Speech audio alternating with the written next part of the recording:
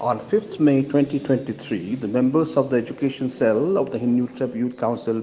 HYC had submitted a memorandum to the office of the Chief Minister Conrad K Sangma with a copy to the Minister in charge of Education Department Rakkam A Sangma to request the state government to set up more examination centers for the Central University Entrance Test or CUET, as about 70% of the students have been allotted centers in Guwahati, Assam.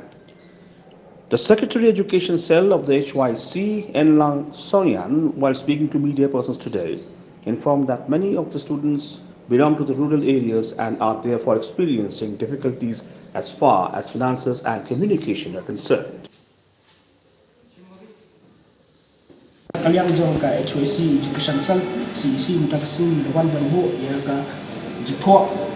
Education Ministry kumju so CM kabaidai bat kamat bat kaphang kabaidai bat ka Common University Entrance Test allotted center emarba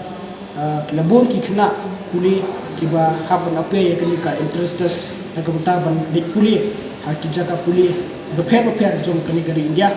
ki university bari colleges Hynniewtrep ba Rakkam ban pass kan ke CUET ban ada commission la ban pass kan long kan ke Guwahati ban yo admission ki central universities ki beper ban kalen kari India ya lor kan bata ni na kalian keseng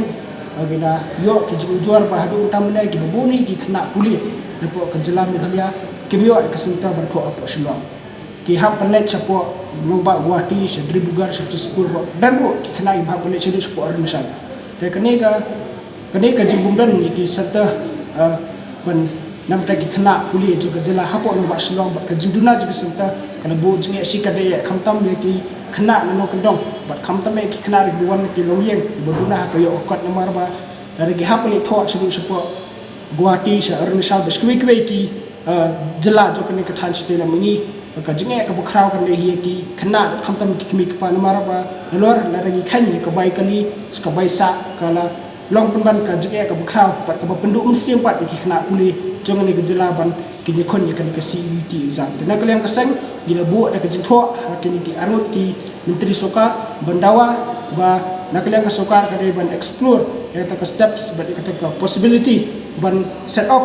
khambun ki sento hapo long ba shlong bat ban petikaru ba ki khna puli do gejala kim dokam ban ni thwa ya ka CUET shadu sepo Assam rai ada long kumdu na kalian ka soka ka ban thauna thaulti na kamta kan ka CUET exam ka ban sawan ka ban solution hakini ki khindat tayo ba ki santa jo ki khna puli jo gejala ka lebe hapo long ba shlong ya munta kadam ka santa tang ba ki baboni ki khna lari khan 70% ki bol ki hammi sebar jala hasilong dan tangki asata tangki katu kaningut ki kena kataru de tangki kentai ndrei egi sindrang bon ke nakalian joka nika senta ki alabe ke senta juti sati sepo